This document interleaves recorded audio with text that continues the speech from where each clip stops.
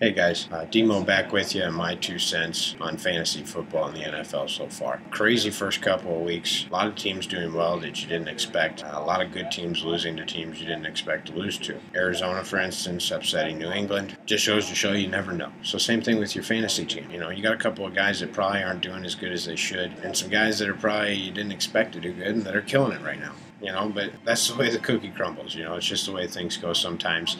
Be patient on your all-stars. They will come around. If they don't, I'd say at least wait till week 4. If by week 5 and 6 you're in a tight spot, you got somebody that's just completely letting you down, you may have to trade away one of your top dogs. Get rid of your either first round or your second round draft pick. Trade for 2 guys that are going to give you an average of 10 to 12 points a week, because if you can get 10 to 12 out of each of your players, that's putting you somewhere in the 90 to 100 plus range each week. And if you can do that, that's going to give you a chance to win every single week, because there's always a couple of teams that score right around 100. There's always those teams that don't even break 90. So if you can give yourself somewhere in the medium there, you're going to give yourself a chance to win, and that's what matters. As far as a few players here that I'm sure were already picked up, but if they haven't, there are a few guys I'd jump on.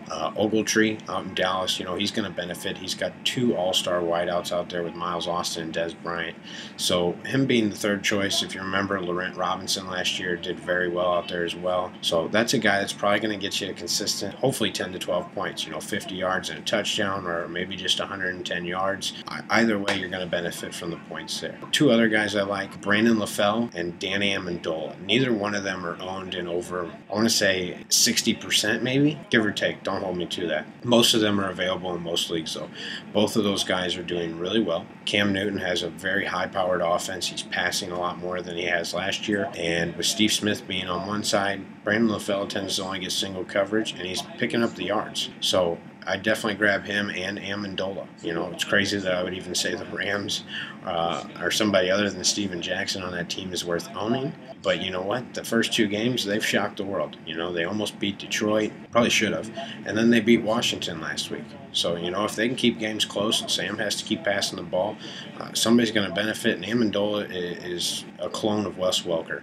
Tiny little white guy, runs his butt off and he gets open. And Sam Bradford seems to like him and find a comfort with him. So definitely worth having there. Tight ends, Scott Chandler from Buffalo. Chandler, I've always liked him. If Fitzpatrick can get his things together, come to red zone. If C.J. Spiller can't make it in on his first or second try, they're going to look for Chandler. Stevie Johnson's obviously going to take all the major coverage out there, so it's got to leave somebody open. Speaking of C.J. Spiller, if you drafted him, job well done. That guy's killing it. Killing it. Top running back right now after 2 weeks. The man's phenomenal. They knew this was going to happen. He just didn't get his chance because Fred Jackson had a career year last year. So if you have him, obviously I'm hoping you're starting him.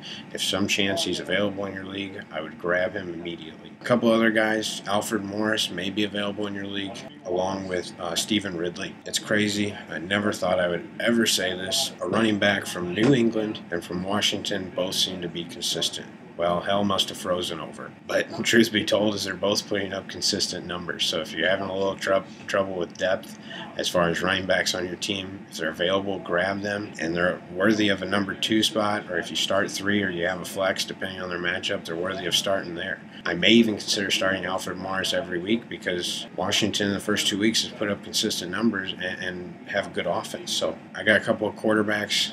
Doubt they're available in your league, but they're definitely worthy of starting spots. Robert Griffin III, if you're sitting on him, start him. If you can't because you got some all-star like Aaron Rodgers or Tom Brady and you're waiting for them to come around, trade them now. Sell high. You can get somebody extremely good, a good running back or number 1 wide receiver for that guy. Because somebody drafted a quarterback that's not performing like Mike Vick and you just don't trust him because of injuries, look to try and trade that guy. 2 other quarterbacks that are doing good, Phillip Rivers and Sam Bradford. Another Rams player. Weird. However, he's putting up consistent numbers, and they seem to be staying in games. And if they are, then he's going to be passing the ball, which obviously means points for you. Bradford may not be as a starter, but if you need a bye week or somebody to get by or you got an injury, whatever the case may be, go ahead and start Sam. Other than that, guys, I don't have much more for you. Hopefully you succeeded in your first 2 weeks of fantasy football. If not, hopefully things will get better for you. Hopefully a few of the tips I've given you have worked and will work for you in the future. So good luck to you come week 3. I'll have a new video here in a week or 2. And thanks again for watching. If you like, go ahead and subscribe. And good luck to you on Sunday.